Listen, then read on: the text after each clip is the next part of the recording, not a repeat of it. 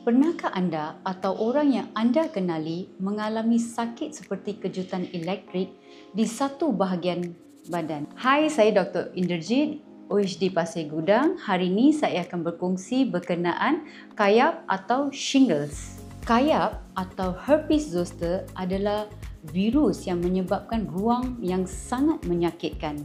Virus ini kekal dalam badan selepas seseorang mengalami cacar air dan boleh aktif semula apabila imuniti menurun.